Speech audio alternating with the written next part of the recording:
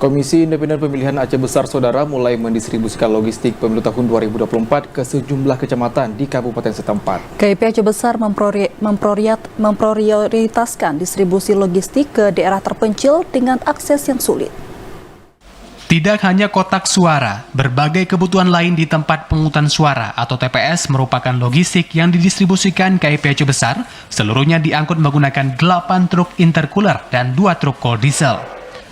Koordinator Divisi Hukum dan Pengawasan KIP Aceh Besar Miswar mengatakan, distribusi logistik rencananya akan dilakukan selama 2 hari ke depan.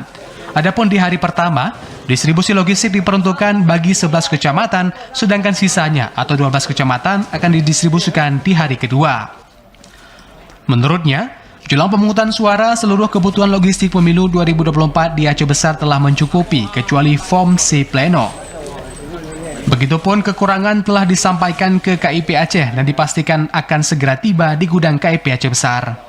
Semua logistik yang dari kabupaten sampai ke tiap-tiap kecamatan nanti di H-1 oleh kita minta bantuan kepada panitia pemilihan kecamatan untuk mendistribusikannya di tiap-tiap desa di mana berdasarkan pada jumlah TPS yang ada di tiap-tiap desa yang ada di dalam wilayah.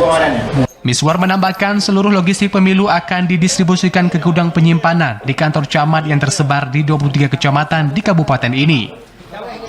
Adapun distribusi logistik ke tempat pemungutan suara atau TPS akan dilakukan oleh panitia pemilihan kecamatan saat 1 hari menjelang pemungutan suara. Sebanyak 1.264 tempat pemungutan suara atau TPS disediakan KIP Aceh Besar bagi 291.783 warga di kabupaten ini yang masuk dalam daftar pemilih tetap pada pemilu mendatang. Adapun mereka terdiri dari 143.752 pemilih laki-laki dan 148.031 pemilih perempuan. Dari Aceh Besar, Arman Konadi, TV Aceh melaporkan.